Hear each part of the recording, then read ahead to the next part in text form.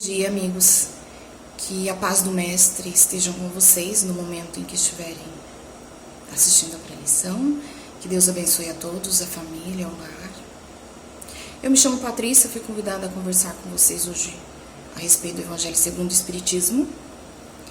Então eu vou falar algumas palavras. A princípio a gente vai fazer uma prece inicial, para que a gente possa entrar em comunhão com a espiritualidade e assim se sentir melhor durante a preleção e poder recolher os melhores ensinamentos. Nesse instante, acalmando os nossos corações, para que possamos ser envolvidos pelo nosso mentor, anjo da guarda, protetor, pelo protetor da nossa família, da nossa casa.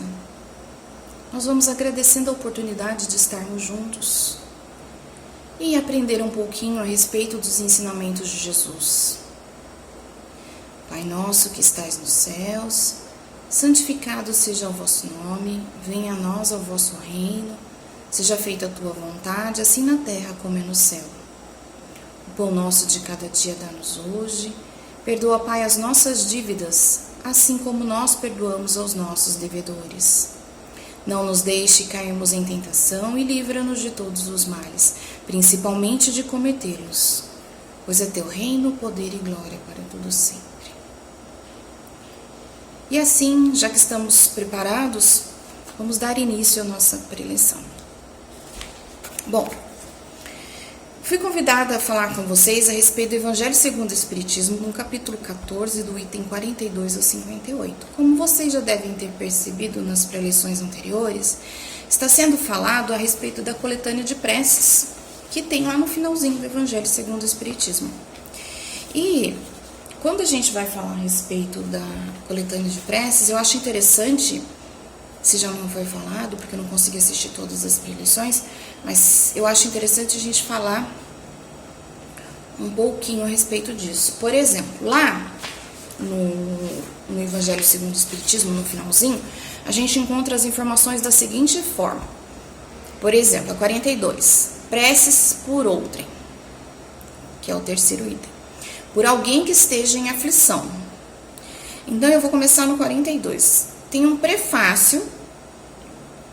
Depois do prefácio vem o 43, que é a prece. Depois vem um outro tipo de prece, que é a ação de graças por um benefício concedido a outrem. Aí vem o 44, que é o prefácio, o 45, a prece.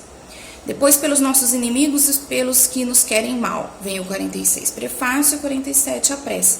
Então, por que eu estou falando assim para vocês? Porque eu acho muito interessante, se quem puder, fazer o seguinte: quando for fazer essas preces, dá uma estudada a respeito do capítulo do qual a prece está falando. Por exemplo, aquela que eu comentei no início, por alguém que esteja em aflição, o prefácio é o 42, mas no final está escrito assim, ó, capítulo 5, nos itens 5 e 27, e no capítulo 17, dos itens 6 a 10. Por que eu estou falando isso para vocês? Porque quando a gente lê assim só o prefácio e faz a prece, talvez não faça tanto sentido para a gente. Só que lá dentro no Evangelho, nesses capítulos do qual eu citei, ele vem nos falar a respeito do porquê deste prefácio, do porquê desse tipo de prece.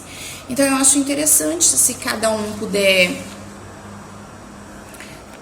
estudar dessa forma. Eu vou falar um pouquinho baseado nessas informações do qual eu colhi, dessas informações a respeito do Evangelho segundo o Espiritismo, dos prefácios, das informações, das preces, tá? Então vamos lá. Eu tenho algumas informações antes da gente começar que eu achei muito interessante, porque André Luiz, ele nos diz no livro Missionários da Luz o seguinte: a prece traça fronteiras vibratórias. Quando a gente faz uma prece e a pessoa ela não se sente bem, a partir daquele momento a vibração energética que ela recebe é muito benéfica, é como se fizesse um processo nela e ela recebesse essas informações através das vibrações que a gente dá. Então, ela traça fronteiras, ela vai até onde se fizer necessário. No livro Entre a Terra e o Céu, André Luiz também fala o seguinte: a prece, qualquer que seja ela, é ação provocando a reação que lhe corresponde. É interessante isso, porque a gente vai falar um pouquinho depois. Quando a gente faz uma prece, ela provoca uma reação que corresponde àquilo que a gente está solicitando na prece. Porque a prece ela é uma ação ao outro. Emmanuel, no livro Cartas do Coração, ele fala assim: a prece é o traço de luz que une as almas que se amam onde quer que se encontrem. Seja ela aqui, no Brasil, no Japão, nos Estados Unidos, seja no plano espiritual, seja no umbral, seja ainda dentro do processo de reencarnação. E Emmanuel ainda fala no nosso livro: se a inquietação lhe bate à porta, busca prece e meditas. Olha que lindo que ele nos traz. Porque às vezes a gente se perde, não sabemos como voltar ao caminho. E o Evangelho, ele nos traz essa luz, que é através das preces. Por isso a necessidade de estudá-lo. Muitas vezes pedimos em prece que o nosso problema, a nossa situação melhore. Muitas e muitas e muitas vezes. Ou a do outro. Por isso vem a coletânea de preces. Então veja bem, preces por outrens, por alguém que esteja em aflição. Cotidianamente a gente tem vivendo isso durante a quarentena, pessoas que se encontram em aflição. Aí vem umas informações bacanas. Ó.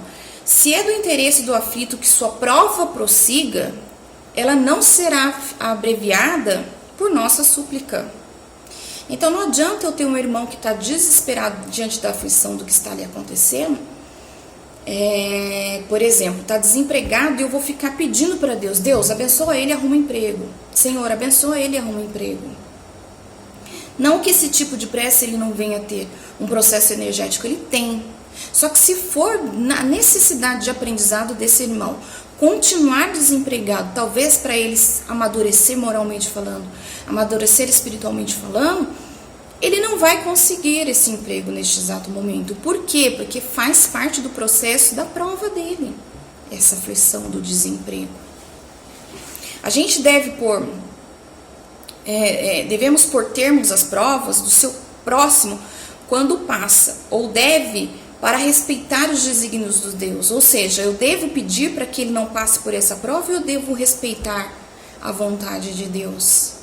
Porque assim, eu não estou mexendo no livre-arbítrio da pessoa, porque se ela está vivenciando aquilo dali, é por algum motivo ela tem que vivenciar aquela dificuldade. Então, quando a gente fala a respeito da aflição, que lá embaixo já consta a prece, a gente não pode esquecer desse processo, de que talvez a pessoa tenha que passar por aquilo. Devemos pedir para os bons espíritos enviar a eles informações para que eles consigam sair dessa situação. Enviar um levantamento moral diante daquilo que ele está passando. Pedir que ele receba os conselhos de que lhe é dado pela espiritualidade. Para que ele receba fluidificamente intenções de que ele melhore, para que a situação possa se resolver. Talvez a pessoa fica tão fixamente naquele pensamento de que não consegue o emprego, que não vai conseguir mesmo. Então a gente pede para que a espiritualidade naquele instante possa sim auxiliar para que ele fique bem. Então a nossa mensagem é passar o quê? Vamos pedir sim para que ele tenha esclarecimento, para que ele tenha entendimento, tá? Aí vem aqui assim a próxima: ação de graças por um benefício concedido a outrem. Gente, que felicidade que é ver o outro conseguir um benefício. Seja ela se formar numa faculdade, seja um carro novo, seja uma casa. Sabe aquelas pessoas que têm dificuldades de ter o lar, de ter a sua própria casa? Aquelas que são pessoas um pouco mais carentes de situações materiais, e quando elas conseguem a casa que é doada pela prefeitura, que vai ter o pagamento, mas é doado pela prefeitura, olha que felicidade aquela pessoa ter um lar, ou aquela pessoa ter um emprego. Então a gente sempre devemos pedir o bem e agradecer a oportunidade que o outro está tendo. Corações sem egoísmo já o fazem isso constantemente. Se ainda não conseguimos agradecer o bem que o outro recebeu, é porque a gente tem que ainda tentar A gente ainda tem que buscar esse ensinamento para que o nosso coração não tenha egoísmo e a gente consiga. Por isso, essa oração, essa prece em prol dos nossos irmãos. Aí quando eu falo, a gente não pode esquecer que eu estou falando a respeito da prece, estou dando um exemplo, e logo abaixo vem a prece do qual a gente pode fazer. Por isso que é interessante todos lerem, tá? Mas eu não quero ler tudo, Patrícia. Não precisa ler tudo. Durante o seu período noturno, quando você vai fazer uma prece para você dormir, pega o Evangelho e lê. Lá tem diversas informações, tá? Aí também vem nessa coletânea de preces uma situação da qual a gente tem que pedir pelos nossos inimigos e pelos que nos querem mal. Não gosto muito dessa palavra inimigos, mas aqueles que nos querem mal existe a todo instante. Talvez eu não tenha inimigos, mas eu tenho pessoas que em determinado momento da nossa vida eu causei nela algum tipo de sentimento, talvez magoei, ou talvez essa pessoa tenha uma certa implicância devido às coisas que eu tenho, de como eu sou, que causam essa aflição em relação à inimizade. E Jesus nos disse: amai aos vossos inimigos, porque esta é a máxima da caridade, é a máxima sublime da caridade cristã, é aquilo que a gente tem que fazer com que todos os dias na nossa vida aconteça. Recomenda que nós esquecemos as ofensas para perdoarmos o mal de que as pessoas nos fazem. E isso daí, a gente tem que pagar esse mal com o bem, desejar coisas boas. Então, se a gente acha que a gente tem um inimigo, a gente tem que pensar o que dele. Ai, Senhor, obrigada pelas oportunidades de aprendizado, obrigada pelas coisas que me aconteceram hoje no meu dia, e peço que o Senhor abençoe aquela pessoa que em algum determinado momento pensa que eu lhe fiz mal, ou aquela pessoa que me deseja mal. Ela pode não me falar, mas em pensamento ela deseja. Peço a Ti, Senhor, que abençoe. E faça a prece que está no Evangelho. Uma das maiores vitórias alcançadas contra o egoísmo e o orgulho é conseguir fazer essa prece. É conseguir pensar assim a respeito deste irmão que nos destina como inimigos ou nos querem mal. Nós temos que pensar muitas vezes que não temos inimigos, certo? Que a gente não quer e a gente não quer ter. Mas a gente tem que pensar um pouquinho da seguinte forma: assimilar as coisas. Por exemplo, tem uma pessoa que eu sinto repulsa por ela. Eu chego próximo a essa pessoa e sinto assim: nossa, aquele santo não bateu com o meu santo. É a frase mais popular dita pelo brasileiro. Esse processo fluídico do qual acontece uma repulsão, isso daí causa um pensamento maléfico que determina uma corrente fluídica que impressiona pessoalmente. Então a gente sente quando uma pessoa ela deseja um mal pra gente. E não precisa ser uma pessoa médium, uma pessoa tão envolvida dentro do espiritismo para saber disso, não. A gente sente. E o pensamento malévolo, ele determina essa corrente fluídica, e o pensamento benévolo, ele também faz. Ele nos envolve de agradável eflúvio. Daí a sensação que a gente tem a partir disso daí é que a gente experimenta uma aproximação com um amigo. Então isso daí dá uma diferença muito grande. Então eu não tenho inimigo, Patrícia não tem inimigo, mas eu sei que o meu colega de trabalho me causa essa situação. Ele me dá uma repulsão de fluidos. É sinal de que ali tem-se necessidade de prece. É sinal de que ali tem-se necessidade de entendimento. Eu não consigo me entender, mas eu posso fazer essa prece no final da noite, pelos meus inimigos e pelos que me querem mal. Então eu não tenho inimigo, mas eu consigo sentir essa repulsa. Tá aí uma dica para a gente poder melhorar isso em nós mesmos e fazer essa oração, pedir para Deus abençoar. Aí vem também a ação de graças pelos bens concedidos aos nossos inimigos. Eu acabei de citar a colega de trabalho, porque eu acredito que seja a melhor forma de passar uma mensagem. Talvez a gente nem tenha inimigos no trabalho, só no dia a dia ou dentro da nossa própria casa ou na família, enfim. É uma série de abrangências, mas eu dei essa forma porque eu acho que é mais simples. A gente não deve desejar mal aos nossos inimigos se é pelo fato de ser apenas meio processo caridoso. Então, se eu tenho esse problema de chegar perto da pessoa e sentir esses fluidos negativos, e eu não desejo mal para ela, eu estou sendo meia caridosa. Por quê? Eu tenho que ser por inteira.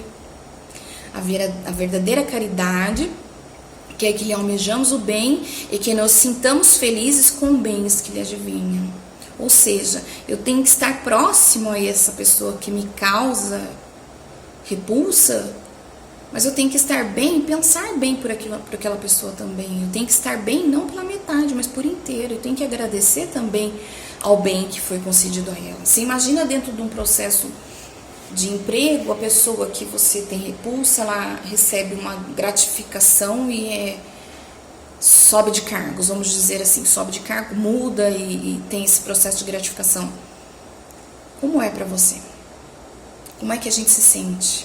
A gente agradece por essa pessoa ter recebido isso ou a gente fica mal? É isso que a gente tem que pensar.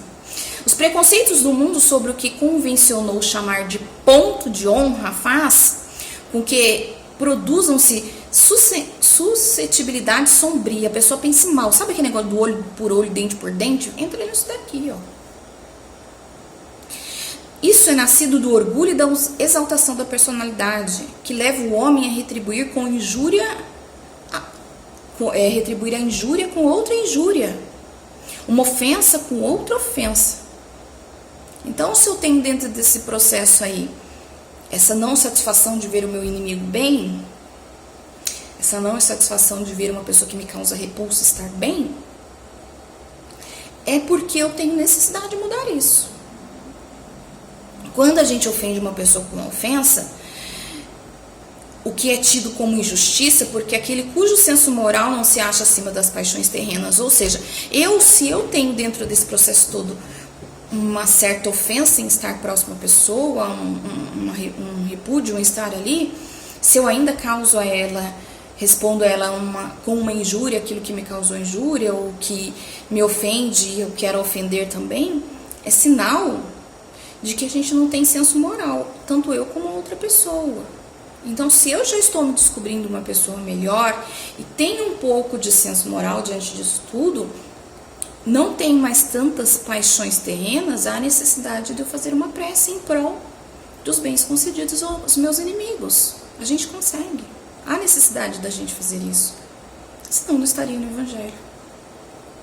Bom, agora estou tratando um pouquinho de cada trecho, depois pedi para vocês lerem as preces, porque são bastante informações e a gente não tem tanto tempo assim, como todos sabem. Pelos inimigos do Espiritismo. Quantas vezes você que hoje está se descobrindo dentro do meio espírita, ainda tem pessoas que não aceitam? Quantas vezes a gente ainda tenta falar a respeito do amor de Jesus através das informações que a gente recebe pelo Espiritismo e as pessoas não aceitam? As pessoas ainda falam. Quantas vezes? Bem-aventurados os famintos de justiça, porque serão saciados. Bem-aventurados os que sofrem perseguição por amor da justiça, porque deles é o reino de Deus e dos céus. Jesus diz que se alguém se envergonhar de suas palavras, dele também se envergonhará. Olha para você ver como é sério isso. Assim será com os adeptos do Espiritismo, pois que professam mais não é do que o desenvolvimento e a aplicação do Evangelho. Também a eles se dirigem as palavras do Cristo. Eles semeiam na terra e colherão na vida espiritual sua coragem ou sua fraqueza. Então, dentro disso, quando nós temos esses inimigos do Espiritismo, qual que é o partido que a gente está tomando? É o da fraqueza de não entender e não aceitar? Ou é o da coragem de poder falar a respeito dos ensinamentos de Jesus? Não estou dizendo que a gente tem que ir em praça pública, ficar falando a miúdos o que é, o que deixa de ser. Não, mas a gente já tem um pouquinho de conhecimento e quando a gente vê uma brecha abrindo, a gente tem que falar. E quando a gente reza, faz as preces por esses nossos inimigos do Espiritismo, quando a gente sofre as perseguições dessa injustiça e a gente consegue no final da noite fazer uma prece por essa pessoa, a gente já está fazendo a nossa parte. E tem nas coletâneas de preces muito bonitas para essas pessoas que têm esse tipo de problema com a gente, viu? Eu acho muito interessante a gente ler, estudar e poder falar um pouquinho disso. Por exemplo, a prece pelos nossos inimigos, ela começa da seguinte forma: Senhor, tu nos dissestes pela boca de Jesus, o teu Messias, bem-aventurados que sofrem perseguição por amor da justiça. Perdoai os vossos inimigos, orai pelos que vos persigam. E ele próprio nos deixou os exemplos, orando pelos seus algozes. Lembra? No momento da sua crucificação, que Jesus falou: Pai, perdoa porque eles não sabem o que fazem. E ele era perseguido. E muitos ainda foram antes de nós. Muitos ainda foram. Simplesmente pelo fato de falar a respeito de Jesus e dos seus ensinamentos. Então a gente tem sim, por obrigação cristã que temos, de fazer as preces e pedir para que isso passe. Bom, dentro da coletânea de preces tem 3 preces que são as que eu mais faço e que são as que eu mais me apeguei, se assim eu posso dizer. Uma delas eu vou falar agora, as outras 2 são a prece no momento de dormir, que eu gosto muito, e a outra é a prece pelos suicidas. Bom, aqui eu vou falar que faz parte do processo do qual me foi passado e que eu gosto muito e que pra mim traz como é que eu posso dizer, um amor muito grande no coração, por uma criança que acaba de nascer. Eu me lembro de que quando eu fui ter a minha filha mais nova, eu levei o evangelho no hospital. E assim, do momento que ela nasceu, em que eu pude estar na cama e podia me movimentar, eu pedi o meu evangelho e fui fazer a prece. Porque para mim aquele momento era importante, era o momento de um nascimento, de um retorno, de uma oportunidade, de um espírito que estaria ali próximo a mim, que me escolheu, que nós decidimos e que nós teríamos sim uma vida em comum como mãe e filha. Então a gente tem que entender o quê? Que somente depois de passar por muitas provas na vida corpórea é que a gente chega à perfeição do espírito, é que a gente consegue estar mais próximo a Deus. E que para que isso aconteça, a necessidade dos nascimentos, a necessidade de uma mãe, de um filho, de um pai, porque senão não acontece.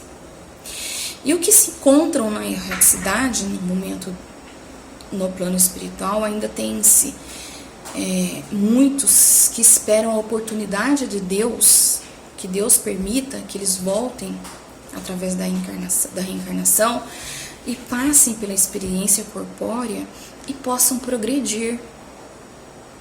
Esse é um feito de qual hoje a gente tem consciência de que muitas vezes não é fácil. Então, quando a gente faz essa prece para a criança que acaba de nascer, ela já está recebendo ali um processo energético, fluídico de amor por aquele momento, por aquela vida que está começando aqui na Terra, vida corpórea. Alheios, portanto, como irmãos, a gente tem que auxiliar esses seres. Então, e depois do mundo dos espíritos, a família, ela se felicitará por ter auxiliado e por, a partir deste momento, poder auxiliar outros. Ser salvos de naufrágios através da ajuda, do auxílio de cada um. Santo Agostinho fala isso. Em 1862, lá em Paris, ele falou que quando a gente auxilia um, o outro também vai auxiliar o outro. E para finalizar, então, dentro desse processo por uma criança que acaba de nascer, bom, gente, a gente sabe que dentro do processo de reencarnação, muitas vezes o espírito que vai reencarnar através dessa criança, pode ser que a gente já teve algum problema em outra vida. Pode ser que ou a gente cometeu algo contra essa criança, esse espírito que vai reencarnar, ou ele cometeu com a gente. Então é interessante a gente entender que passamos por esse conceito de filho, de familiar, de mãe, de pai, da melhor forma possível, com muito amor, porque foi a gente que escolheu. Então, quando a gente faz uma prece para uma criança que acaba de nascer, ali a gente está impondo sobre ela muito amor, muita luz. Por isso a necessidade. Mas eu não sou o pai, não sou a mãe. Tem, ó. Tem 1, 2, 3 preces. Então, se é meu sobrinho, também posso fazer. Se é filho de alguma conhecida, também posso. Se a gente quer fazer por todos os bebês que reencarnam, a gente faz. É isso que a gente tem que pensar. Bom? Agora, por uma pessoa que é agonizante. É o nosso último tema. Essa pessoa que é agonizante, que vivencia... vem escrito assim, ó, a agonia é o prelúdio da separação da alma e do corpo. Pode dizer-se que neste momento o homem tem um pé neste mundo e um pé no outro. Quantas vezes, talvez a gente já tenha ouvido assim, tá, fulano tá no hospital, tá em casa, tá ruim, tá quase morrendo. Fui lá ver ele e acabou que morreu. Nossa, será que tá esperando eu lá ver ele pra morrer? A gente já ouviu isso. É penosa, gente, o processo de passagem desse mundo para o outro. Nós somos apegados à matéria. E quanto mais apegados à matéria, mais dificultoso se torna. Ao contrário de quem já não tem tanto apego à matéria. Aquele fio que se liga à alma, ao corpo, ele vai se tornando fino, fino, fino e até que se esvai. Dentro desse processo todo, quando a gente faz as preces para essas pessoas agonizantes, o trabalho de separação se torna mais fácil, por isso a necessidade desse processo de prece também. A gente não pode esquecer que muitas vezes eles estão presos aqui na matéria, talvez por causa do nosso sentimento mesmo, da nossa vontade. E quando a gente faz essas preces, elas são recebidas, seja por nosso ente querido, seja por um familiar, amigo, seja quem for, dentro desse processo todo aí, a situação vem e muda um pouco. Melhora, ele deixa de ser agonizante. Por isso essa necessidade, por isso essa necessidade de prece, por isso que tem essa coletânea de preces pra gente fazer. Bom, eu peço então a todos que puderem ler, leiam, aqueles que não puderem ler, que façam suas preces diárias, que pensem nos necessitados, um pouquinho daquilo que a gente falou hoje, do que tem sido falado nas outras preleções e que ainda será, para que todos possam sim fazer prece por todos que necessitam. Lembra-se lá no início que eu falei? A gente não pode esquecer que a prece é a forma mais fácil, é o canal mais fácil, é o caminho mais curto a seguir em relação a Jesus, em relação a Deus. Então a gente não pode esquecer disso, tá? Bom, vamos finalizar o nosso processo agradecendo a Deus a oportunidade, vibrando pelos nossos irmãos necessitados, tá? Enquanto eu estiver falando, eu peço que vocês imaginem o que eu falei, que a pessoa esteja recebendo amor e luz, ok? Vamos diante deste momento de oração, de prece, pedir que a espiritualidade receba de nós nossos melhores sentimentos e vibrações, para que a espiritualidade possa fazer o que for melhor com as nossas vibrações. Assim, vibramos pelos nossos amigos e irmãos que têm problemas de vício, que eles possam se refazer. Vibramos também por aqueles irmãos que estão na rua, que não têm um alimento, a roupa a vestir, que eles possam se refazer, ter o apoio moral e se elevar. Vibramos pelos asilos, pelos orfanatos, pelas filas que esperam a adoção, por aquelas crianças que esperam um momento de adoção. Vibramos também pelos hospitais do plano físico e espiritual, da saúde física e mental, toda e qualquer pessoa que fique e que trabalhe nos hospitais, que eles possam ser emanados de amor e de luz. Vibramos pelos nossos irmãos que pensam em cometer o suicídio, por aqueles que já cometeram e tanto sofrem, que possam se perdoar. Vibramos também pelas famílias que aqui ficaram, que possam entender, respeitar e fazer preces em prol deste irmão. Vibramos também pela Mãe Natureza, pelos animaizinhos, por aqueles animais que tiveram problemas relacionados ao fogo aqui no Brasil, por aqueles que tanto sofrem ao redor do mundo, pelos países que se encontram em guerra, por todas as nações. Vibramos também pelo nosso país, pelas pessoas que tomam conta da nossa política, Vibramos por Anjo Ismael, o anjo protetor das terras brasileiras. Vibramos por toda a casa de oração que fala em nome de Jesus. Por todos os centros espíritas evangélicos. Vibramos também pelos centros peregrinos, que todos possam se sentir abençoados, renovados na sua energia. Por todos os trabalhadores, pela caixinha de vibrações de vocês e por todos os atendidos na casa. Vibramos também pela nossa família, pelo nosso lar. E agradecemos a Deus a oportunidade que Ele nos dá todos os dias. Pai nosso que estais no céu, santificado seja o vosso nome. Venha a nós o vosso reino, seja feita a tua vontade, assim na terra como é no céu. O pão nosso de cada dia dá-nos hoje, perdoa, Pai, as nossas dívidas, assim como nós perdoamos aos nossos devedores. Não nos deixe, Senhor, cairmos em tentação e livra-nos de todos os males, pois é teu reino, poder e glória para todo sempre. Que assim seja, graças a Deus. Obrigada, que o Mestre abençoe a todos. Até a próxima.